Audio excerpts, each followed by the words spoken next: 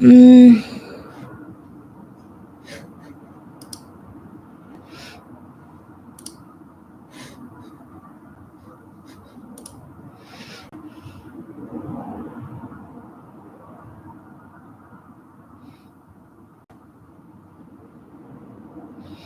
hmm.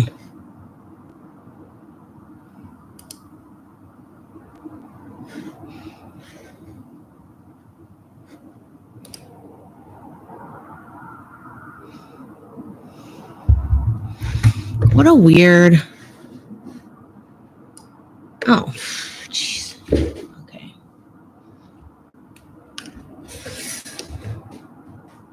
I don't even. Okay.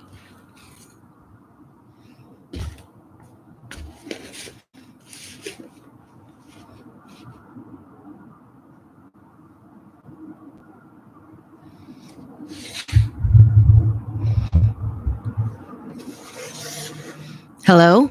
Can you hear me? Do I sound okay?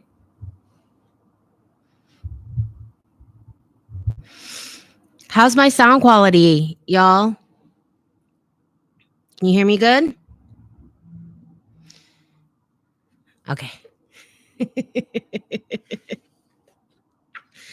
All right. Hey, hey, party people. Welcome back. Welcome back to the channel. I am happy to be back to the channel. Hello, everybody. All right. Welcome to my new studio. For those of you who don't know, I moved. So, tiny recap on what my life has been for the past 3 months or so. So, back in early May, my husband got into a terrible accident. He was walking home from getting coffee at our local when he got hit by a car that was going way past the speed limit, way past the speed limit. So he was taken to the emergency room. He was in the ICU and he was hospitalized for 2.5 months.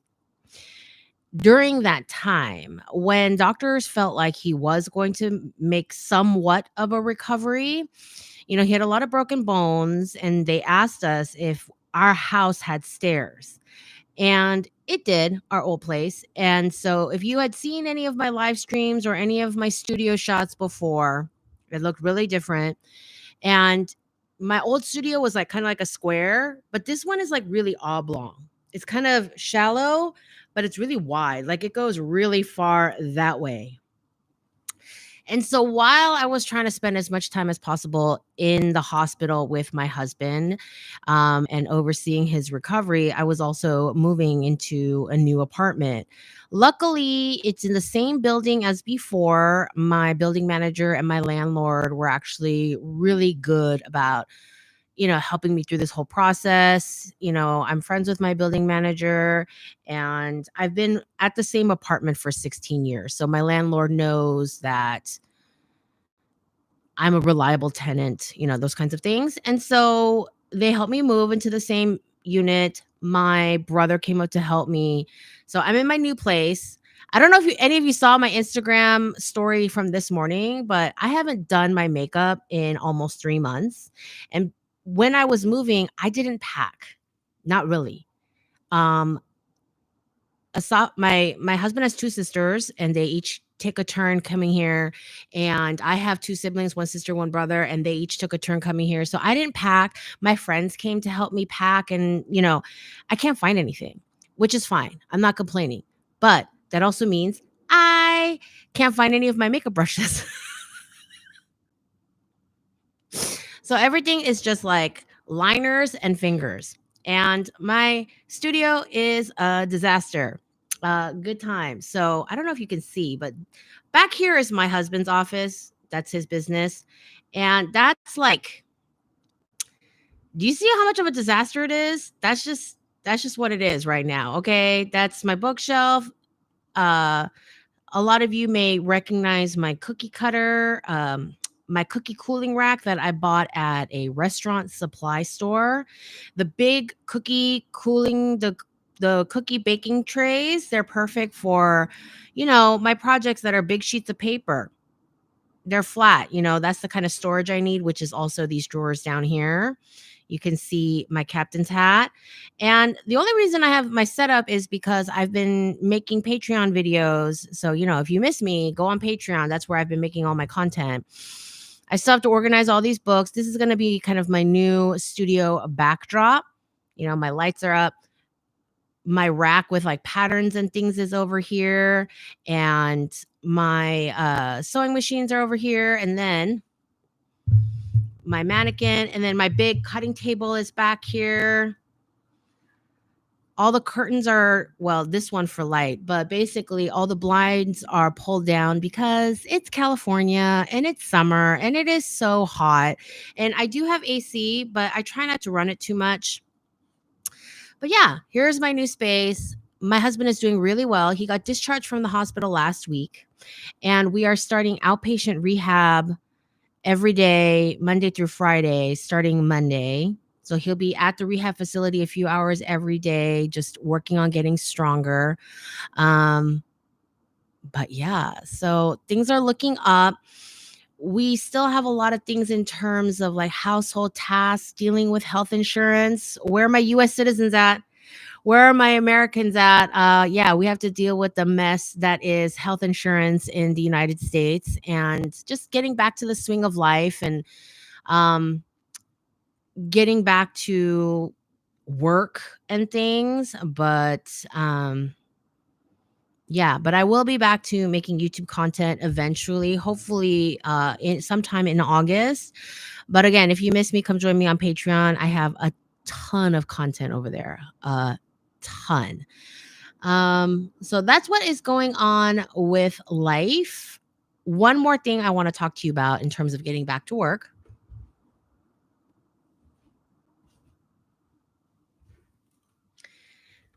Right before, I love this. All the Pakistani people are like making friends in the chat.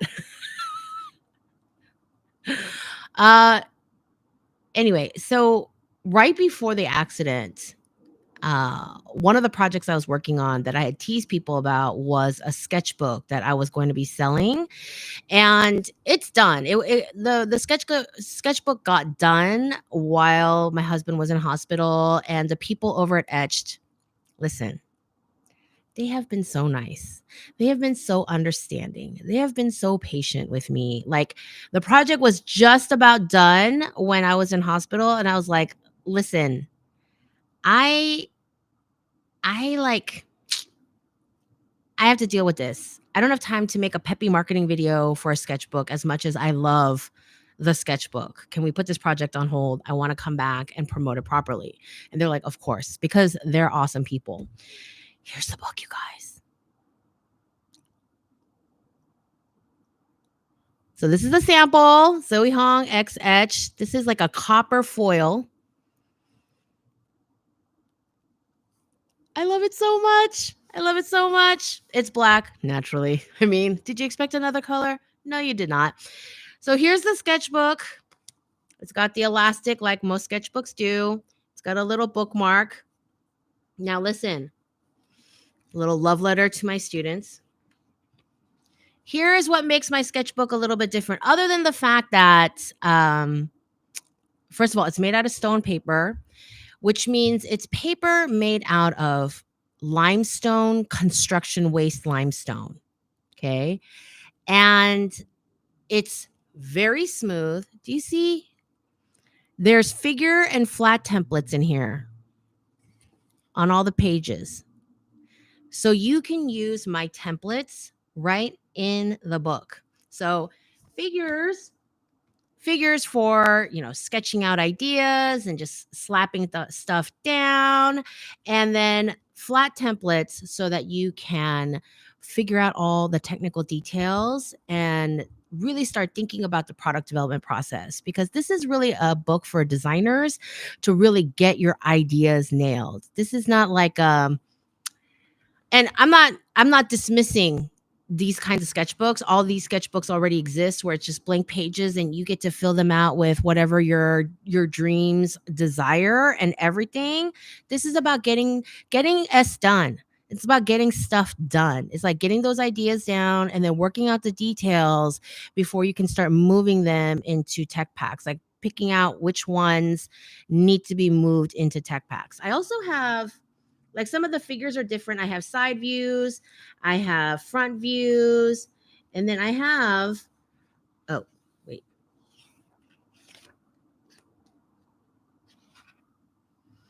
I also have ones that are like, you see that?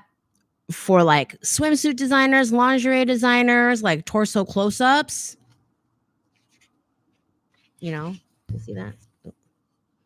Torso close-ups. Okay. And the beautiful thing about this paper, which I will demonstrate in the future video, is it takes marker really well. That's one of the things. If you've been following me and you've been like closely following me for a while, you know that I've wanted a marker paper sketchbook, like a proper durable sketchbook that takes marker, and the paper is like, listen, I was just doodling. This is just marker and pen, doodle, no bleed. You see that? No bleed. This is all one sheet, and it's really durable. It's not see-through, so you can't see my hand, and you can't see the pink or blue.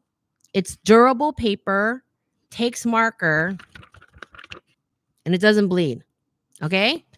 So this sketchbook is coming. We're going to start selling this thing. So start saving your money, start saving your weekly allowance. I was all ready to start promoting this before the accident, but it's coming. Yeah, it's good quality. I like it.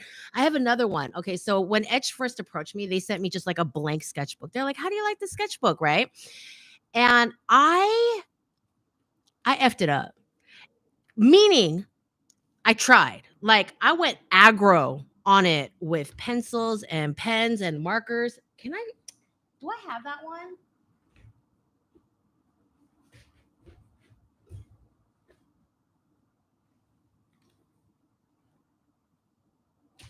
I cannot find stuff in my studio right now, but the first sample, just the blank sketchbook they sent me, I like, my Patreon students know, because I showed them early stages.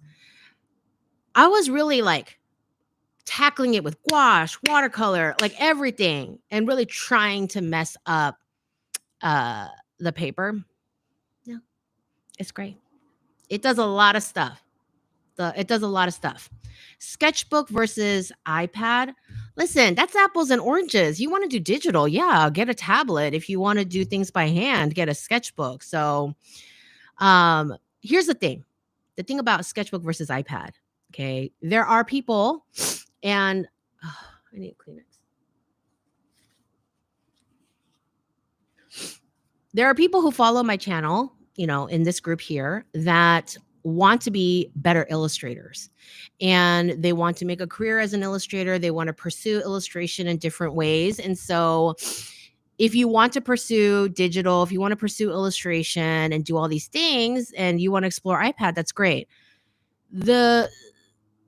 My particular sketchbook is made for people who, they want to illustrate, but really it's a means to an end. They're more like, they want to make stuff, whether they are an industry designer or someone who simply wants to make some cute stuff for themselves and use my sketchbook to work out their ideas to figure out what to make for themselves.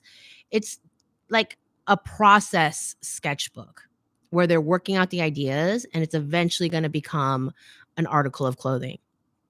iPads, any sort of digital illustration. Digital is great for flats, final flats that will eventually go to a tech pack. But from my understanding, Procreate is a raster format closer to Photoshop, whereas for flats, you need a vector format like Adobe Illustrator to do flats properly, and to do flats in a way that can be reused, copied and pasted, used it as a template, all these things that Adobe Illustrator is good for. So apples and oranges all over the place. All right. So that's kind of life right now, as I'm trying to get back in the swing of things, reorganize my studio. Look, my books are a mess. Listen, okay? I'm going to start using that as a backdrop for my videos. And when you have anything in the backdrop of your videos, people are going to ask questions about it, which, fair, totally. People are curious, right? And so I have to make sure that the books that are in frame of the video are ones that I would actually encourage people to read, because people are going to be like, "Hey, did you see that book? It was in the backdrop of Zoe's video. She must really like it." I definitely have books that I do not recommend to other people. Why do I have them? Because I bought them and then I read them and I gave my opinion, but I don't really throw things away. I keep things.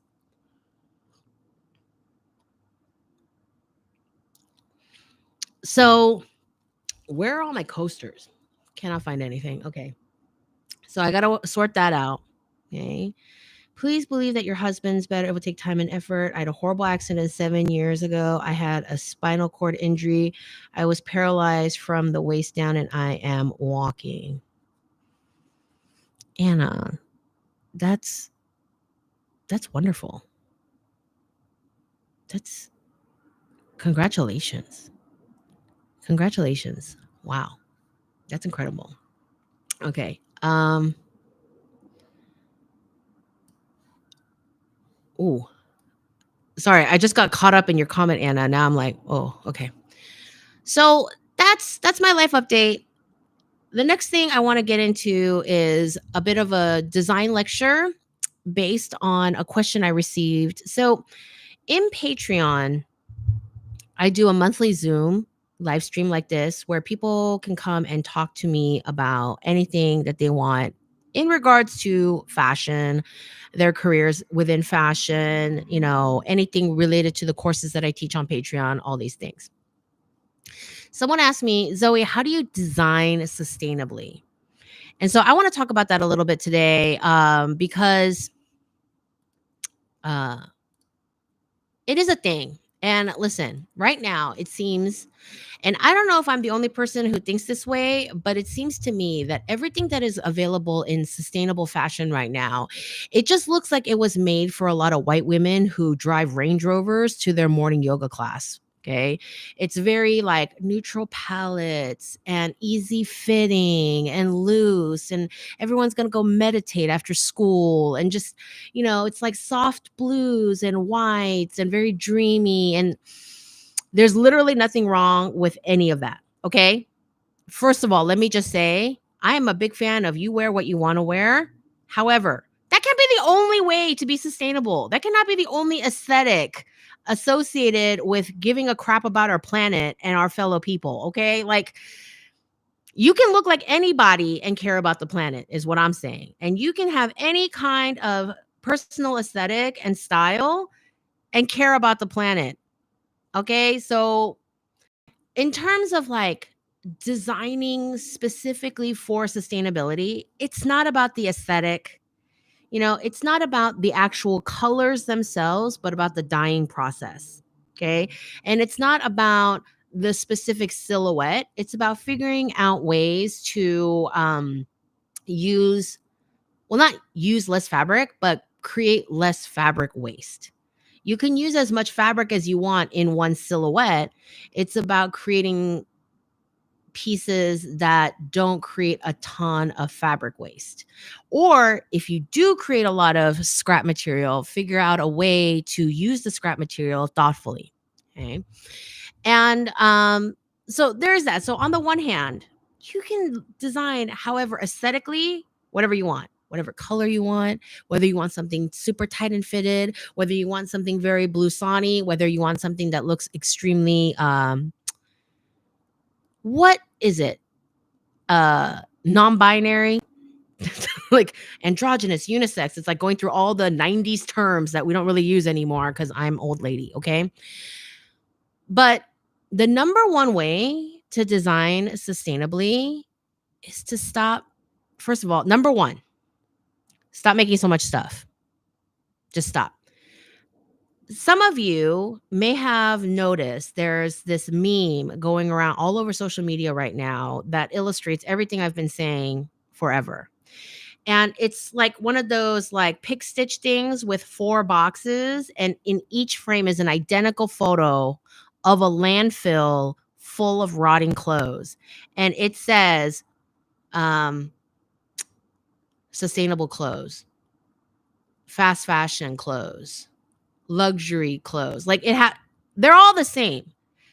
They're all going into this landfill, and it doesn't matter if they started off sustainable or if they started off fast fashion, if they started off $500 or $5. Okay.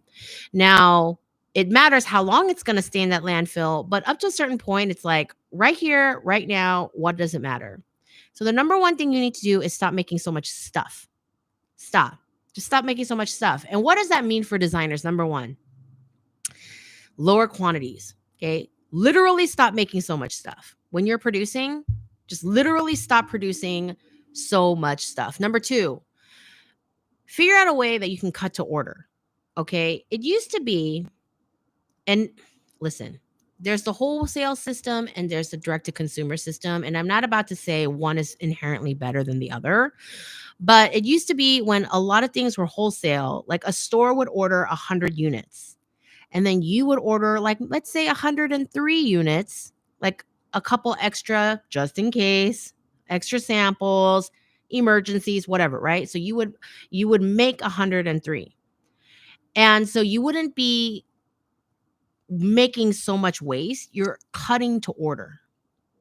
And nowadays with direct and consumer, especially new brands who don't have any order history to figure out, well, how much did we sell in the past? Does our customer like this color? Should we cut a lot of it because a lot of our customers love green and we know that the green is going to sell out? Like for new companies who don't have a lot of order history to fall back on, they're like, how much do I make? And so they can't cut to order. They have to cut to inventory. Then make lower quantities. Okay. You could do limited edition runs. Okay. Selling out, people are like, oh, I don't want to sell out because then they don't come back to place an order and, I lose out on the sales. It's like, but also potentially you could just be sitting on inventory forever because you cut too many. And do you know what inventory is? It's literally bags of money just sitting around collecting dust. And you don't even get to collect interest on it in a bank account. It's just literal bags of cash that you've already spent just collecting dust in a warehouse somewhere. That's literally what inventory is. So make it special, okay? Do like limited colors, limited fabrics, limited prints, do a special version where it's got like a special trim on it, a special embroidery on it, a monogramming special, something, okay? And keep and you can build a reputation that you sell out on the regular, that you build limited runs, and you could put that all as part of your business plan. It's like, this is a limited edition, and then there are some colors where you think you'll always sell. So you'll always have like black, you'll always have white, but like, oh, this pink is limited edition. Okay. So build some special limited editions into your business. And it isn't just strictly business because choosing colors and fabrics and prints, they're all part of design. Okay. But figure out a way to build scarcity into your business model and in your design so that you're just not making so much stuff, but it's not detracting from your business. Okay. Um, so that's one. Number two, stop making junk. Okay. And listen, junk, first of all, make quality things. Okay. Just don't make trash that falls apart after one wear. And don't be one of those designers who drop ship random fast fashion junk from overseas and sell it with your label on it. And it's just, don't do any of that stuff. Okay. That's why this sketchbook is my first foray into merch, because I've been so careful about not being one of those influencers who buys track suits for $20, puts my label on it and sells them for $40 to my fans. Like, I love a hoodie. If I sell a hoodie, it's because I'll have designed it. I'll have picked out the fabric. The hoodie is going to feel like something I will wear, and it'll be a hoodie that I live in. Okay. So nothing against hoodies in general. I just mean that turnover, that just shoving a label in, pretending you're a designer, like that BS. Okay. Stop making junk, make special things. And I want you to think about, what are you gifting the world? What is the point of you? What what is your vision? Okay, do you have a vision, a design vision? Who do you serve? Is it your own ego? You know,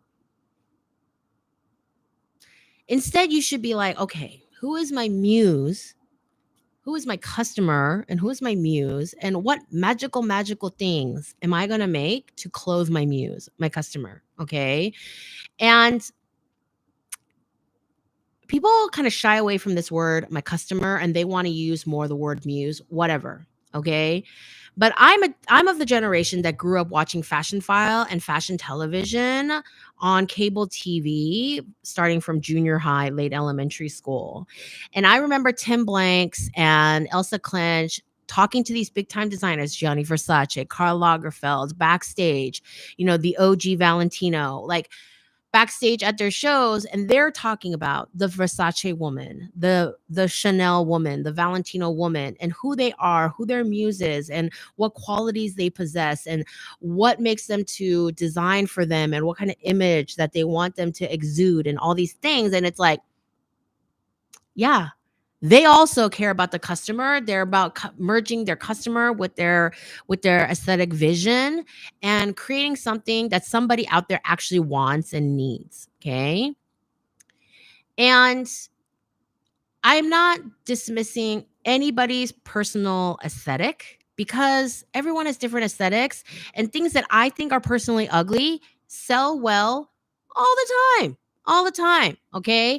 I'm not going to start listing stuff just in case they're your favorite, but there are things I don't like that sell perfectly well. So it's not about like the aesthetic, it's about making something special and different and particular for your customer and muse, something that they really want, and not just like some random bullshit that already exists 100 times over, just knocking people off, making yet another, elevated basics that are not elevated at all. Okay. Like, if you do basics, okay, but make them special. And how does it make it special? Like something, And here are some ideas that I think, to get you started. Number one, make the like make a line of clothes that are just so ugly and you don't even care, but it's like the most comfortable ever. Okay. I'm thinking about people I'm thinking about people who have like real sensory issues. They hate anything itchy. They hate tags. They hate the insides of overlocks, the ends of seams, the corners, like anything that could possibly itch or scratch the most sensitive of skin. I like, there are people like that out there, and they don't care kind of like what the clothes look like, as long as it just feels good on the skin, as long as it feels good on the body, and it doesn't restrain them in any way, it doesn't itch them in any way. I say that as someone who has like a really weird skin issue. And when I have my flare-ups with my skin issue, I don't want anything touching my skin, but I don't want to go naked. You know what I mean?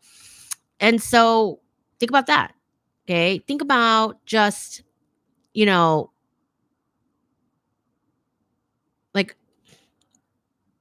there are these socks that are made for diabetics, and people with diabetes have very sensitive feet. And so these socks are made with like extra stretchy knits. So when people's feet swell, the socks accommodate the swell instead of trapping them in. They're like the reverse of compression socks. And you know how like the inside stitching around the toes, like they've eliminated that because those seams scratch the insides of toes, like the inside the sock. Like all those things have been removed in the special socks for people with diabetes, like that version, but all clothing. Okay. Think about the entire adaptive apparel industry and how all of these things like all of these disabilities that we need to account for, whether someone's in a wheelchair, someone has limited hand mobility, all these things, they can be reimagined for people who have these unique disabilities, and how you can go about making them so much cuter. And I want to bring up the wheelchair ramp analogy. This is not a unique story to me, but something I've seen on social media a lot. There's this joke. There's this kind of like thoughtful cartoon where there's a school and there had been a big snowfall, and so snow is all over the ramp and the stairs and everything, and all the kids and the teachers are outside in all their snow gear waiting for people to clear the snow so they can enter the school. And the guys are starting to clear the stairs and telling the people in wheelchairs to wait their turn. And the people in wheelchairs are like, excuse me, if you just clear the ramp first, literally everyone can go up the ramp. Limited people can go up the stairs, but everyone can go up a ramp. Okay, whether they're walking or in a wheelchair or anything. And the follow up to that is the popularity of closed captioning.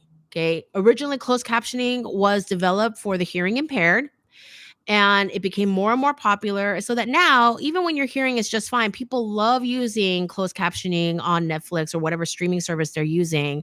It helps clarify a lot of words, a lot of mumbling, like, when people are like all emotional and they're like mumbling into the mic and you can't understand what they're saying, whatever, things like that. And accents, like, anybody watched that show Dairy Girls? Loved it. Sometimes couldn't understand their accent because it's very thick, and sometimes you need closed captioning for stuff like that. And so it became this thing that was helping people with a disability, but now everyone is taking advantage of it. Think about fashion like that. Think about the things that you could do for people that have specific disabilities that prevent them from enjoying mainstream fashion, but make it cute. Okay. These are things that are missing in the world, including things for specific shapes and sizes and things that we still are missing. So instead of making the same old junk, make something special. Make something so high art that it's like borderline couture and we're just like dying for it. Make something that's so useful that people cannot stop but want it, even if they don't have a disability. Make something special is what I'm saying. Okay. Um, Let me just catch up on these chats for a second. Limited edition works really well for cosmetics. They do. They do. Especially when you do like collaborations. You see like all these big cosmetics brands, they do a collaboration with like, you know, they do like Lunar New Year specials. They do collabs for specific movies and TV shows, big pop culture launches like that, you know, that sort of thing. Hey, Zoe Hong, we've missed you. Hey, Bridal Sewing Techniques. Hey, happy to be back. Thank you. Um, yeah. Okay. So when you are starting to think about your company and the designs and everything, and even if you're just like playing around with one design project, like let's say you're working on your portfolio for school, your portfolio for work, now that you've graduated from school, and you're just thinking about one cool project you want to do, establish these things. It's like how to stop making so much stuff and how to stop making junk, period, but make something special. Once you've established these things, you can get into the nitty gritty of sustainable materials, sustainable processes, ethical factories. These are matters of sourcing. Okay. Find yourself a great sourcing agent and have them help you find the right sustainable materials that are certified. Ethical factories that are paying their sewers and cutters a livable wage. Figure out a way to produce locally, all these things. Those are like the nitty gritty details. But the big picture is we just have to making so much junk. All the junk. All the junk. Yeah. Okay. So that was my design lecture that I've prepared for you today. Let's move on to AMA. Who's got questions for me? My husband's over there just chilling in the other room. Hello.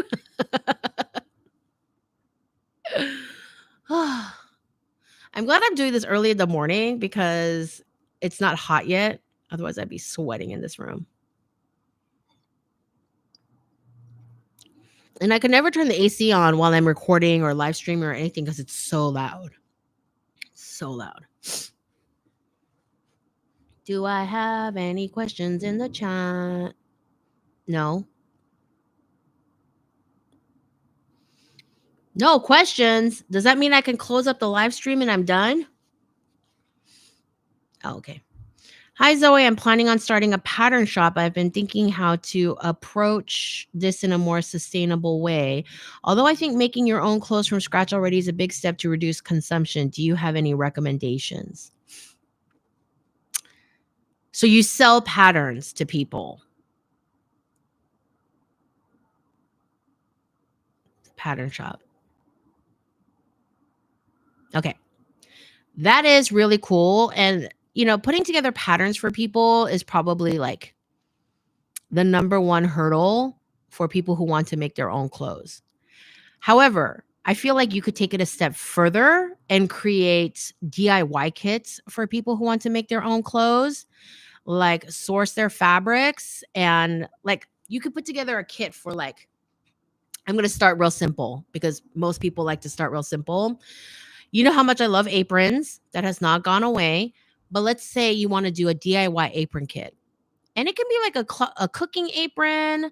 Men like to think of cooking as girls' work. And so you might lose some audience, but you could do like barbecuing aprons. You could do work aprons that are made of tougher materials that people would wear in a workshop, a wood shop, a sewing shop, any kind of shop.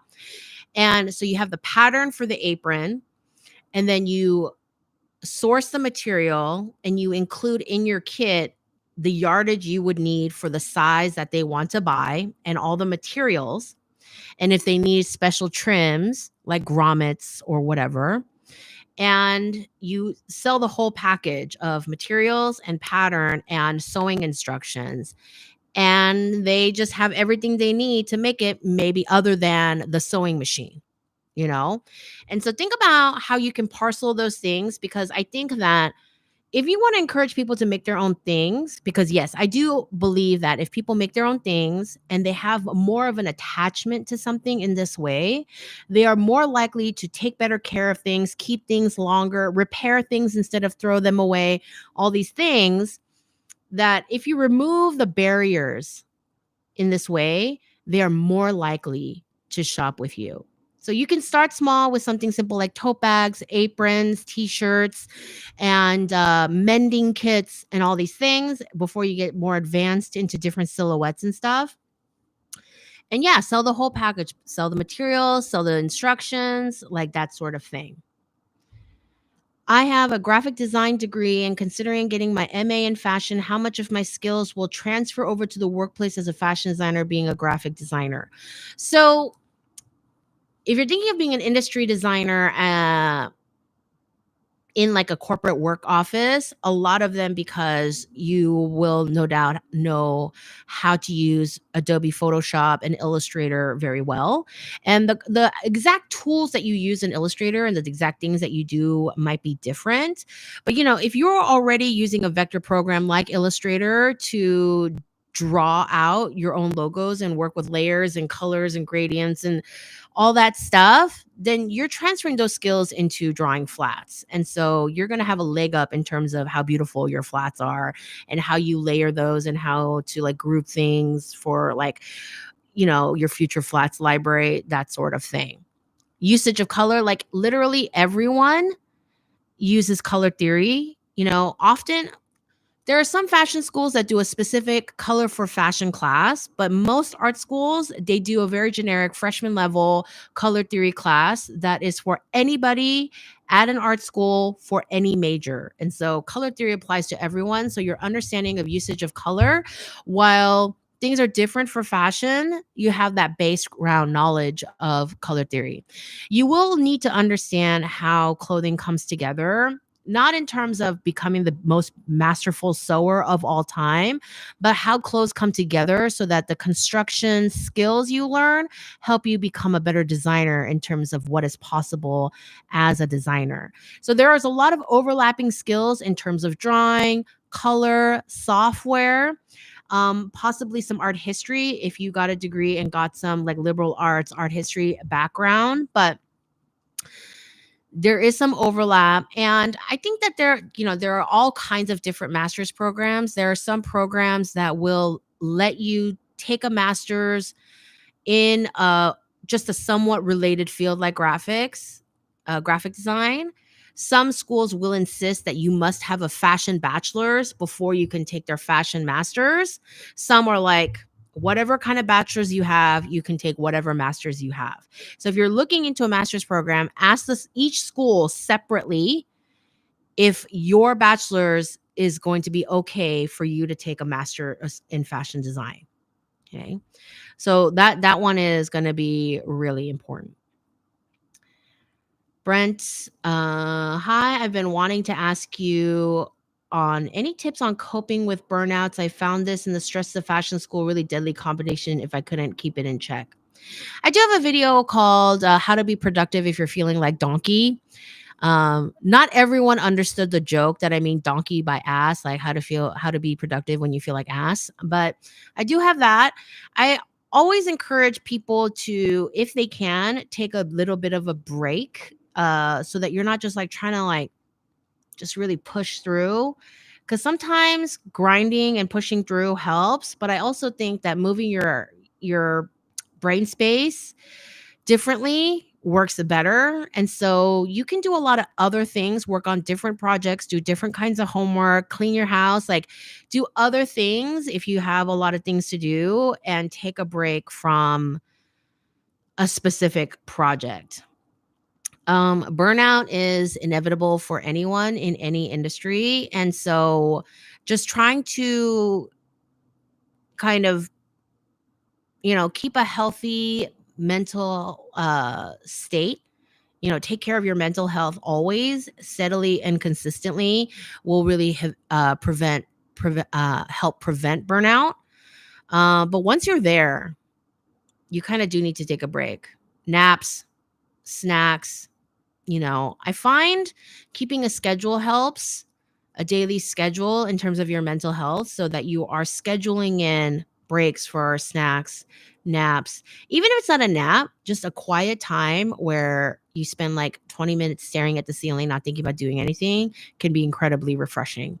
I know a lot of people don't find naps helpful because they can't nap, but if you just take a few minutes to just really just stare off blankly and just relax your whole body, and not feel the pressure of being like, go, go, go, go, go every second of the day, and not feel the pressure every second of every day, schedule in those little breaks and time to, and even if you feel like, oh, I have no time to catch up with my friends, like take 20 minutes to call a friend and talk about just dumb stuff, just dumb TikTok memes, whatever. Like, take a picture of yourself using weird TikTok filters and laugh at each other, stuff like that. What's your advice for beginning designers? Mm, I mean, I have a lot of advice for that. I think you could be a little bit more specific on what you're looking for. Kind of really depends on what specifically you need, Kendra. What is the problem Kendra, what is a problem you're facing that you would like advice for? You're starting out, but it's like, okay, you're starting out, but you feel like you have imposter syndrome. You're starting out, but you have no money. You're starting out, but you have too many ideas. You're starting out, but school is weird. Like, give me something. All right. Is there a thing what a clothing design school can offer you, what internet and other sources can't offer? A degree. Okay. I do have a video on this that goes into this more in depth. Go look in my fashion school playlist.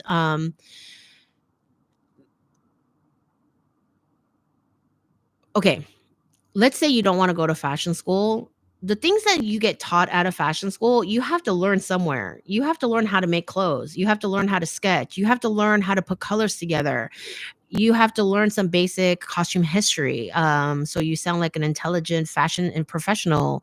Um, and so where are you going to learn those things if you don't go to school? Now, I'm not saying you have to go to school. I'm just saying you have to figure out, okay, if I'm not going to go to school, where am I going to learn these things? Okay. What sources do I have available to me where I can learn those things? So you have to figure that out. The degree, more and more, these bigger companies, they scan resumes for specific keywords. And the first pass of resumes, they're not even being looked at by an actual person, especially at bigger companies.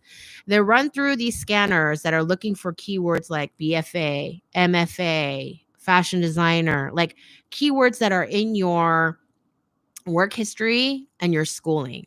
And so if you don't have a degree, you're not making the first pass. Okay. So there's a lot of that. There are people with the job listings, and you'll see them in job listings where a BFA is required, a BA is required, a AA is required with some work experience, things like that. And so to people who are looking for people to hire, that degree it's not a guarantee for anything, but it helps the recruiter know, oh, this person had access to a certain amount of information. Whereas if you don't have a degree, they don't know if you went out and learned anything. Okay. And so there's that as well. Now, are these things worth tens and hundreds of thousands of dollars and stuff? Like, that's up to you. If you're starting your own business and you don't need that certificate to pass through a hurdle like HR, then school is less of an imperative for people like you. If you're starting out freelance and you start doing small projects and you start building your reputation, any freelance work I've done, I've never had to give a resume for. I've just given previous work experiences and projects as examples in my portfolio. So if you're starting off doing freelance, you don't need a school career, but you do need to learn things. So you have to assess, okay, if I'm not going to school, where am I going to learn the things? Regarding ingenuity, what about apparel, single piece of clothing which can be worn in multiple styles? That's also great. Similar to that, that's how Donna Karan first got her big start. She was a busy single mom, and so she created a capsule wardrobe of like, I think 14 pieces that were all like interchangeable, and you could make like a myriad of outfits and everything could be worn in multiple ways. And that's how she got her first huge break. And then her company was massive, and all these things.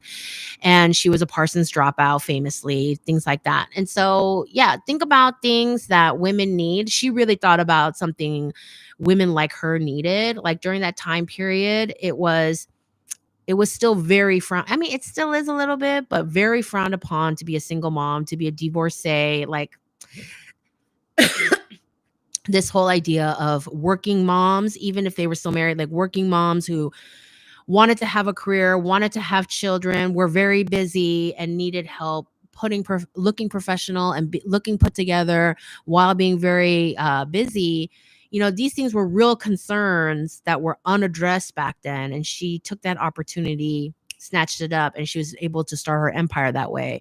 But yeah, she got her start thinking about what do women want and need, and giving women an option to help with that need. Okay. What do you mean by small amount, produce less? Could you give an example? I just want to check if it's the same idea I want to realize. Just less. Don't make a lot of stuff. I'm not sure what you're asking me, because the amount you produce so again, with the wholesale versus direct to consumer, wholesale, you cut to order. Like if you put out orders for wholesale and you get, like a specific style, you need to produce 60 and you produce 60, that's great. But if you're doing direct to consumer, you have to have some sort of inventory, because most people, unless you advertise it as such, they're not going to wait around for you to cut and make everything. Unless you advertise yourself as a cut to order, made to order business, And you need to be very explicit about that. Unless you do that, people are expecting you to receive the order and ship it out immediately. And so you do need inventory. And so you need to produce ahead of time. And what I'm saying is don't produce a lot. Don't produce a lot. And you need to make those estimates yourself on how much you're going to produce based on how much you sold the previous season, that sort of thing. Do you have any tips for selecting fabric? Wait. Oh, I lost the. Whenever I feel like I have the right fabric for a project, I always end up disliking the result. This is becoming a very expensive way to learn a lesson. I do think you should go through my fabrics videos, and discussing how to pick fabrics. And one way to do it is you need to go to the fabric store and put the fabric up to your body and see if you like the look of it. Like if you're going to make a skirt, just unroll some yardage at the fabric store, take it to a mirror and just put it up right against your legs and see if you want that fabric as a skirt against your legs. Okay, that's going to be the first test, like what that color looks like. If you're making clothes for yourself, here's the thing my sister goes by is if you want to buy this new thing, can you make 4 outfits with this new thing with things that you already have in your closet? That's her shopping rule. Okay. And so if your new thing, whether it's a sweater or shoes, doesn't go with anything else in your wardrobe and you have to buy new things to make room for this new thing, it's not going to work in your closet. And so maybe you're not liking the fabric result because it's not working with everything else that you have and you can't make outfits. Another thing is, I think that a lot of commercial patterns, they have fabric suggestions for whatever it is that you're making, and maybe you're straying too far from those fabric suggestions. But, y'all let me know in the comments if you want how to pick a fabric video. I could do that too. Okay. What are your thoughts on a one-of-a-kind business model? That's extremely vague. That really depends on the business model. If you think it's special and new and interesting and it will catch on, okay, try it out. New business models are being made all the time. Like I remember when Moda Operandi first came out, they were kind of the first to do that sort of thing.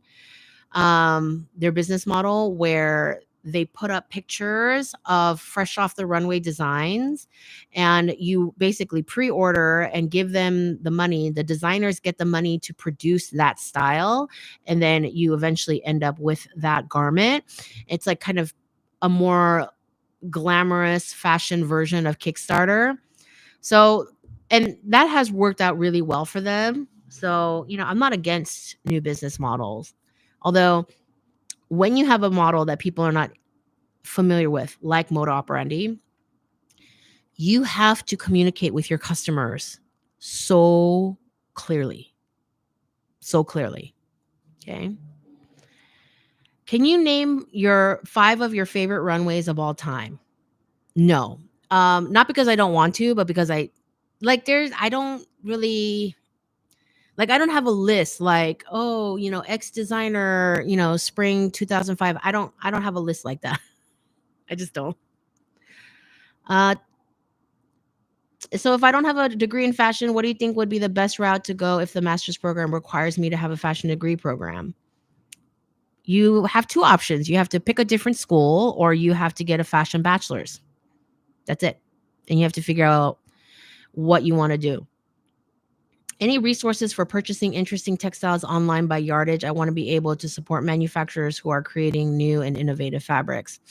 Manufacturers who are creating new and innovative fabrics are not selling to individuals. They are selling wholesale to via their sales reps. And so if you are someone who wants to buy fabrics wholesale via sales reps, go to trade shows. Can you talk more about scheduling time every day? You have to figure out a schedule that works for you. Like I'm trying to build my new schedule now, and it basically at the center of it are my husband's outpatient schedule. What time he has to go to the outpatient place at a specific time, and he finishes at a specific time. And I will be going with him the first couple of weeks, and then depending on his needs there, I may come home during the time or not. I might stay there the whole time. Um, and what I can fit in the morning and what I can fit in the evening, what chores I need to get done every day. But also, you need to listen to your own body rhythms. Okay. Personally, I'm very sharp in the mornings. I am a morning person. I am quite sharp at in the evenings and at night. I am a night owl, but I lag in the afternoons. I have low energy in the afternoons and I require downtime. That is my natural body rhythm. And so I try to accommodate for that. I don't do heavy thinking in the afternoons. I don't make life altering emails in the afternoons. Like I do that when I'm sharp, like in the morning.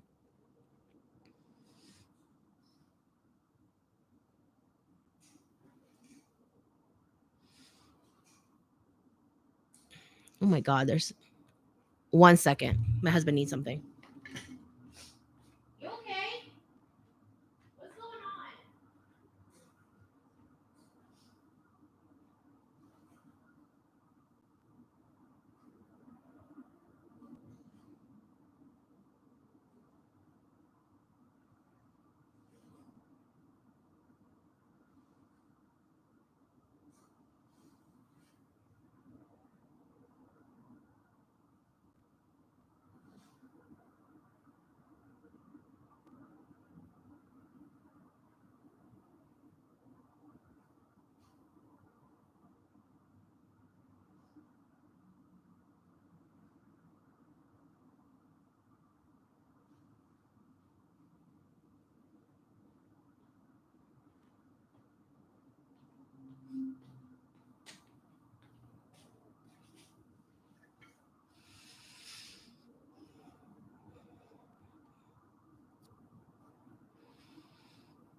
Mm,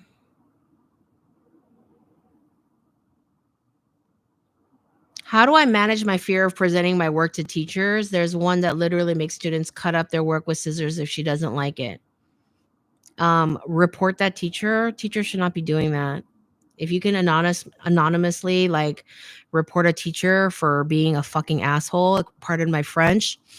Listen, as a former university professor and someone who's been teaching for a long time, there really is no excuse for that kind of behavior. So if you can anonymously report that and encourage some other people to anonymously report that absolute garbage, do so. It's those kinds of teachers that are creating anxiety for people. Um, and it's absolutely unnecessary. It's unnecessary. And, people like that, they are working on their own bitterness.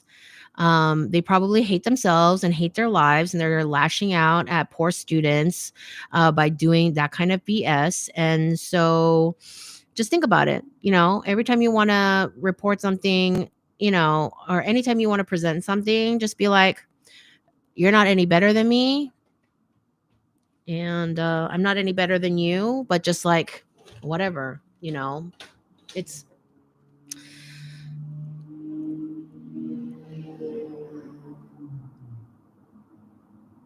there's a certain point where you can read all the anxiety coping mechanisms, unless you have like true anxiety and you're seeing a therapist about it and getting medication and stuff. That's absolutely one route. But there comes a point where you just have to do the thing and get used to how your body reacts to that.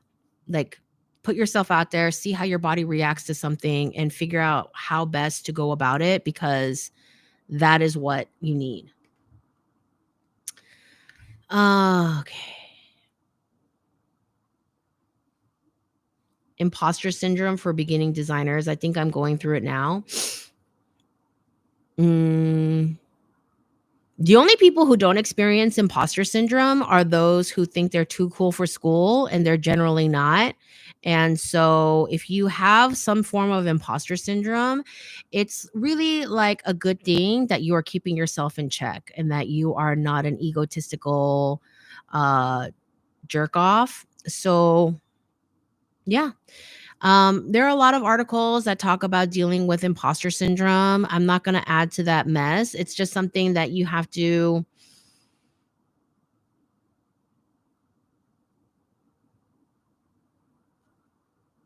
You guys ever hear that saying, shoot for the stars? Because even if you don't reach them, you'll have really gone quite far. I didn't mean to rhyme, but that's what it is. It's like, it's a little to be okay to be a little bit delusional, not a lot delusional. There's a difference, but it's okay to be a little bit delusional and like, I can do this. Like, I can get up to here. And then as your skill set grows, as your experience grows, you can be like, okay, I could do more. I could go more. It's okay to set some lofty goals and be a little bit delusional and thinking that you can achieve those goals. Okay. It's okay. And it's encouraged and it's good. Aim high, go for it.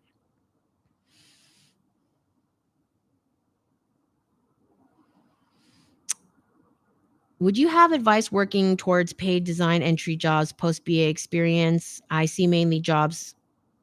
Are we expected to intern for 1 to 2 years post degree? Here's the deal is when you look at a job listing, apply for anything where you fit 2/3 of the requirements. Okay? Because if you can fulfill every single one of the job requirements for that job listing, you're overqualified. If you can hit 2/3 to 3/4 of the job requirements, apply. They get a whole range. They get a whole range of people applying for those jobs. And if you're a match, you're a match. So if you can hit 2/3 of the job requirements, give it a go. Personalize your cover letter, personalize or tailor your resume to fit the needs of that particular job listing.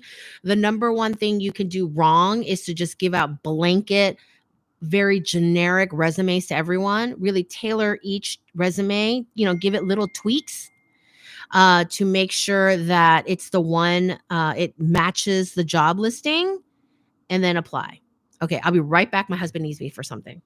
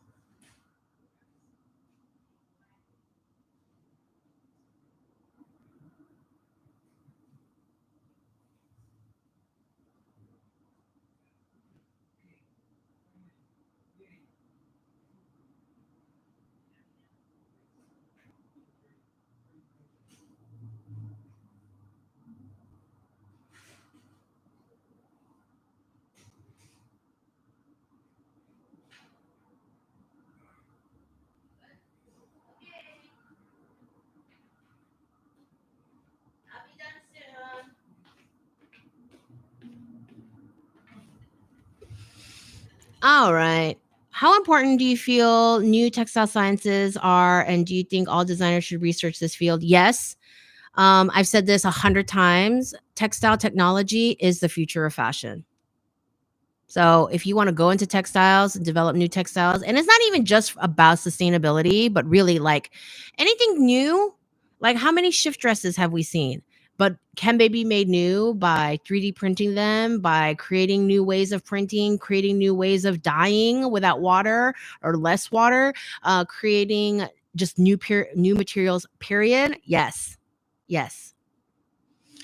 The fashion colleges here in India teach very theoretically, like, I don't want to invest my money in such an institution. Can you suggest fashion colleges outside India? Okay, that's only like hundreds and hundreds of schools. You can check out my website, threaded.space, for a database of fashion schools and look them up. You can look up, like, say, Business of Fashions database of fashion schools.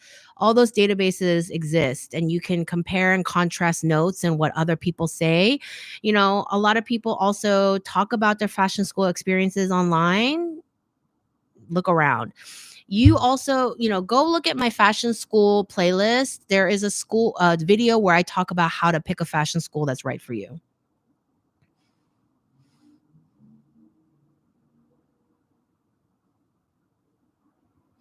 Oh my God, there's so many questions. Okay, let me just. Can you make videos about how to draw clothes on men's bodies? Yeah, they're all on my Patreon. Have you ever wanted to do a capsule collection? Yes, but I'm a tiny bit busy right now, but in the future. Hi, Zoe. We love your channel. Your advice to students and emerging designers is priceless. We have a BTS fashion channel highlighting the artists behind fashion. That's cool. We feel the information is equally valuable to students and industry professionals, but having officially difficulty growing our audience. Any advice on how to do that?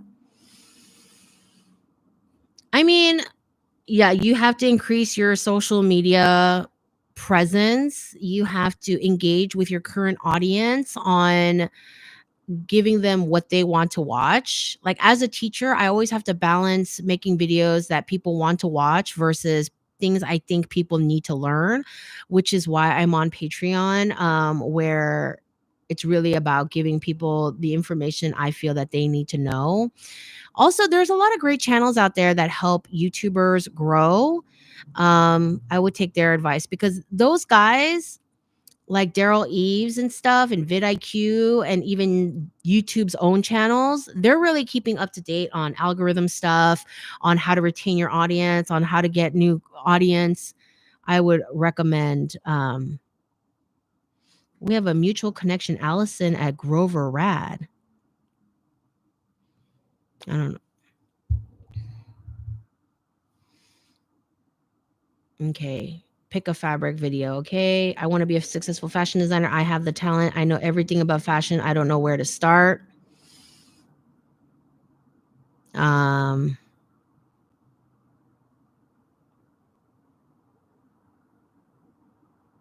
do you want to start your own company? Is that what you're saying?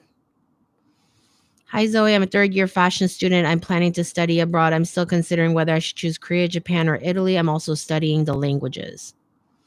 Yeah, most Japanese schools, not all, but most Japanese schools will require you to be fluent in Japanese to study there. I don't know anything about Korean fashion schools, which is hilarious because you would think that me being Korean, I would be more familiar with that, but I'm not. And yeah, so first of all, the language is important. And I know there are some that will teach in English. I don't know if that's your native language or a language you are fluent in, but that's important. Um, Also, the aesthetic of the different countries and kind of the things that they focus on are, like Italian fashion is different from Japanese fashion. And so you should go to the country where you feel more in tune with the aesthetics there.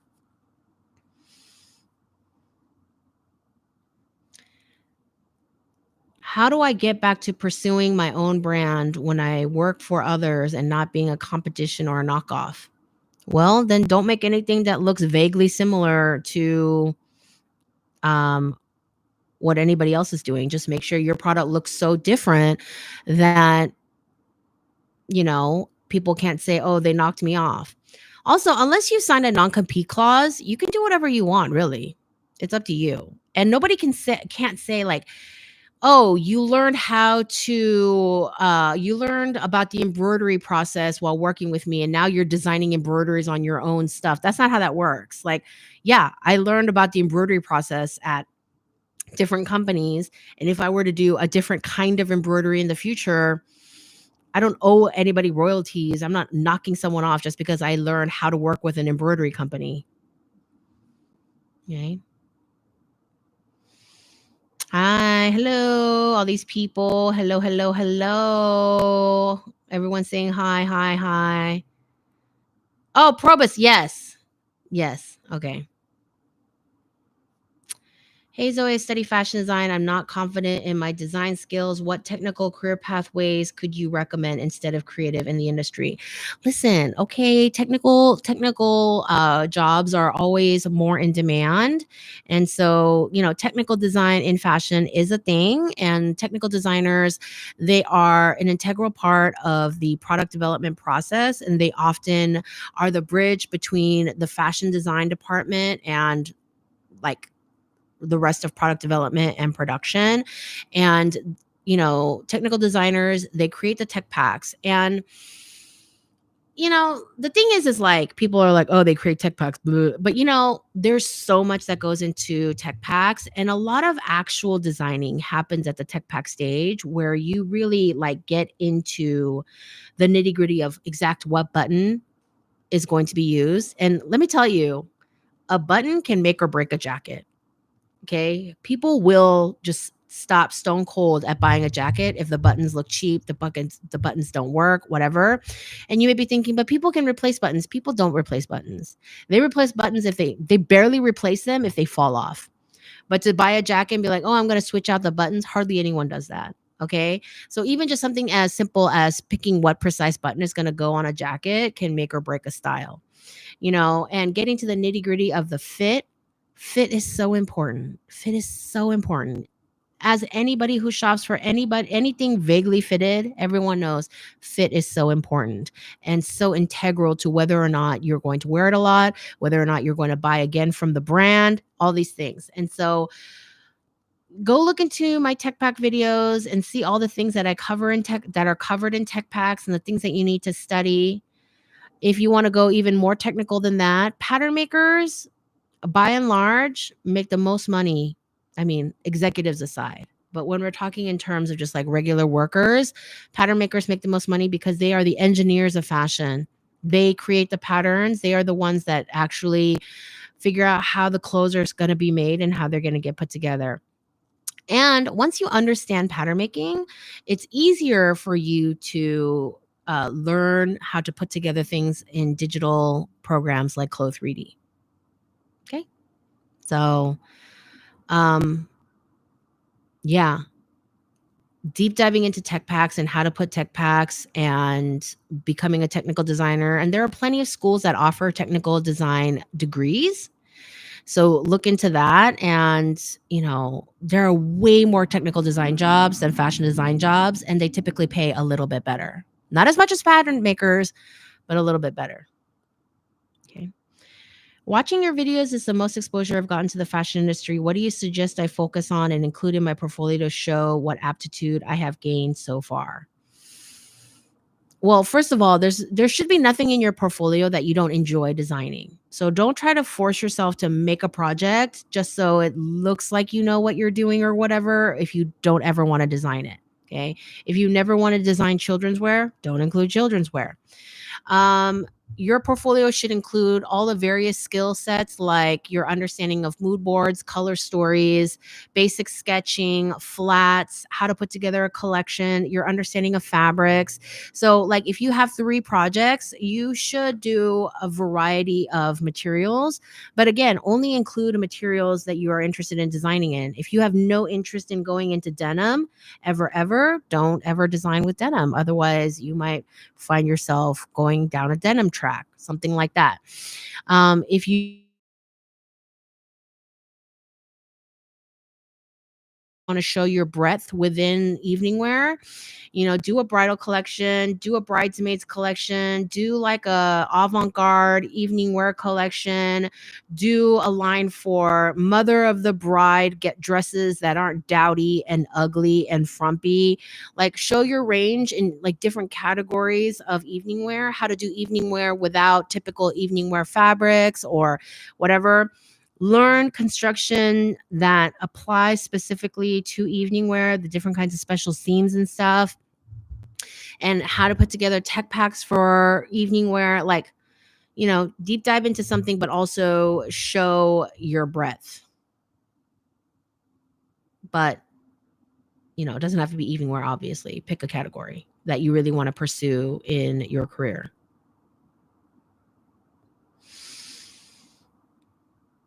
Did you get to see the newest collection? I have not seen the newest collection for freaking anything. I have not caught up with fashion news of May, June, and July. So if any of your questions relate to, do you know what happened in June in fashion? No, no. I have enjoyed previous collections of Rahu Mishras. I don't know what's going on in the fashion world right now. How do you go about starting your own clothing line? I do have a playlist called Starting Your Own Clothing Line.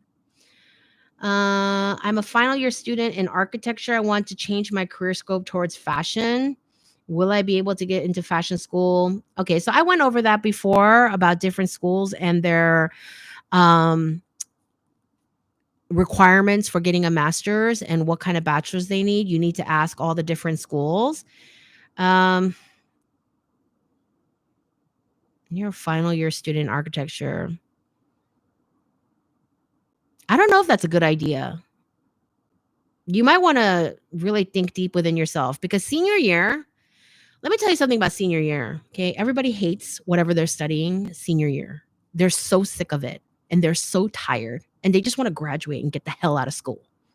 And so I want you to think deep, dig deep in yourself and think hard about whether your love of fashion is coming from I hate school, I'm tired of school, I'm tired of what I'm studying and I need a break, or I just really actually love fashion deeply, deeply, deeply, and I'm willing to go $200,000 in debt for this love of fashion. I need you to like think deep and hard about that. Okay, that sounded dirtier than I intended, but you know what I mean. How much sewing are creative directors in general doing? Zero.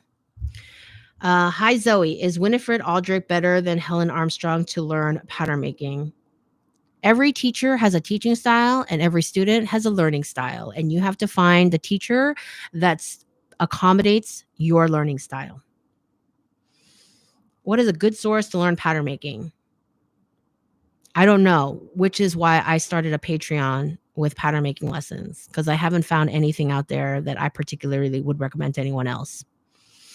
I have pattern making books that I recommend. They're on my Amazon storefront, amazon.com/shop/Zoe Hong. But there isn't like an online course where I'm like, wow, this is so great. I think everyone should take it. I haven't seen anything like that. How and what should I make for my portfolio if I apply for MFA fashion design? You need to accommodate your portfolio for the specific school you're applying to. So you need to start off by looking up the portfolio requirements of the school. And I also have a video about this in my fashion school playlist. When are we going to meet your husband? He's not interested in being on camera for my channel, but thank you. There's one video where he is helping me make face masks at the beginning of the pandemic, but yeah, this is not his thing. Hi, Zoe. I'm a mommy of 3 and graduated in fashion design. Really want to have my own clothing brand. Do you have any tips on starting and juggling mom life? I do not know how to juggle mom life because I'm not a mom, but do watch my starting my clothing line playlist.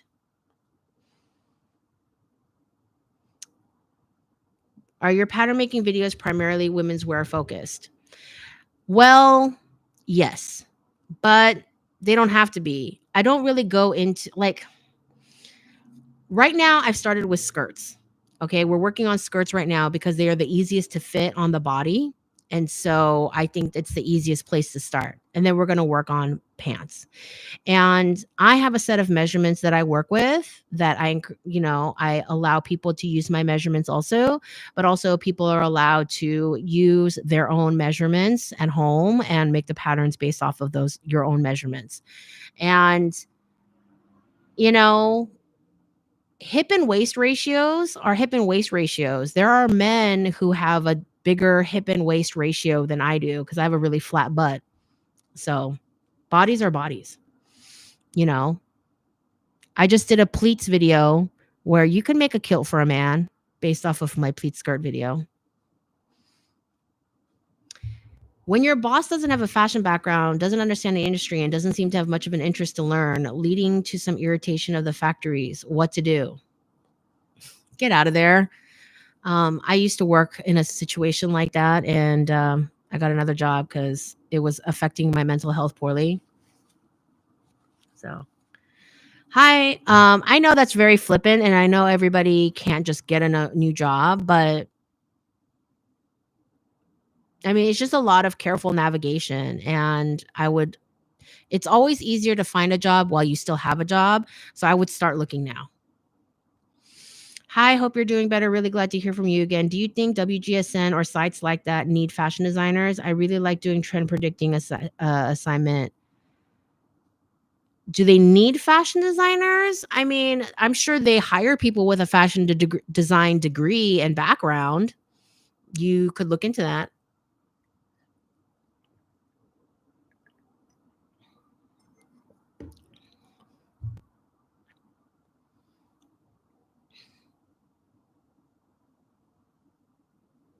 I I've never worked at Dior, so I don't know how to get a job at Dior. That's a very specific question. Flat pattern making or draping? That's really depending on the style. My whole thing is learn a lot of skills so that you can figure out how to tackle each design problem from your myriad skill set. In my Patreon class, we have a Discord, and I have a pattern requests channel where people can post photos of things that they want to learn how to pattern draft. And there are some things where I wouldn't even bother making a pattern for at first. I would start by draping, and I tell them so. I'm in grade 9, 14 years old. What can I do to become a fashion designer in the future? Go look at my fashion school playlist. I do have a video on how to prepare for fashion school in the future. If I want to mall, should I send them a few designs? No, no. If you want to work for Dior, I mean, that is a place where you will probably require a degree and a lot of connections. Um, you know, they're not posting job ads on Craigslist, I'll tell you that. So, would you cover children's wear and patterns?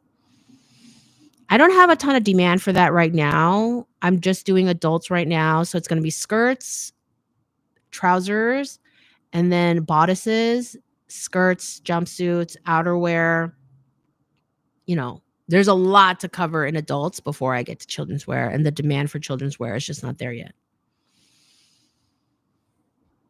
All right. Last call for questions before I wrap up. I've been online for an hour and 20 minutes already. Not that it's been super fun or anything. Oh my God, my eyebrows look so funny. Did I tell you guys the wings of my eyebrows have started growing back in? Like, I just completely neglected anything except for the most basic of grooming. And so my eyebrows started growing back in, which have not happened in years, maybe decades. And I'm just like, whoa. And so I'm trying to like follow my natural eyebrow line, which is not how I normally draw my eyebrows. When you gonna have a meet and greet in LA? Yeah, I'm not gonna be traveling for a long time. Not until my husband is very mobile and can keep up with me. And I don't mean to keep up with me in like I'm a run around all over the place, but just, physically, he's still recovering a lot. He has a lot of broken bones to get over. So I'm not gonna be traveling for a hot minute. What are your top 5 fashion books to have? There's too many books, too many categories, too many subjects, but if you go to my Amazon storefront, then you will see my book recommendations. Listen, I don't love Amazon. It's just a really nice way to organize information. So if you want to look at my Amazon storefront and buy stuff elsewhere, that's fine by me. That's fine by me. Do you have any videos about designing engineered prints that are made specifically to fall on a certain part of the body? No, but I do have print design videos. I don't understand how engineered prints would be designed any differently. You just design them and then you put them on the body where you want them. Is draping a design more part of a pattern cutter or a fashion designer? Neither. Not all pattern makers know how to drape because that's not part of their job description. And fashion designers can drape if they can. if they know how. But it's not the pattern maker's job necessarily. You can ask them if they know how, because some do know how, but you can't expect them to. Thank you. Thank you. Thank you. All the hellos and the nice words. Thank you. Thank you. Thank you. All right. I think that's it for questions and stuff. I appreciate everyone joining me today and having fun with me to celebrate my 8-year anniversary on YouTube and my husband's recovery. This is the longest I've had a particular job somewhere. And this has been my favorite job that I've ever had somewhere. Every job has its pros and cons and ups and downs, but this has been my favorite out of all the things. And when I was going to fashion school, I never dreamed that there could be a job like this where I could do exactly what I'm doing and feel fulfilled and feel connected to other people in the industry and enjoy being creative and enjoy doing the things that I do. And so, you know what? Those of you who are young, still in school, whatever, by the time you are working in your industry, you might be working a job that you had no idea even existed or was even possible for you. And so just keep working, keep learning, always be learning and working towards your goals. And the learning is in the doing. So don't just watch videos, don't just read books, but practice the things by making design projects, designing outfits, designing collections, and practicing the skills that you learn. So, yeah, just keep at it. All the illustration practice I did really helped me in the beginning to launch my channel as the go place for fashion illustration. So, yeah, just keep on keeping on. When I say always be practicing, I mean it. I mean it. Okay. So, thank you for joining me today. Thanks for all your kind words. And I will come back and start making YouTube videos, when I can in my schedule. But yeah, join my Patreon if you can. And I will see you all soon.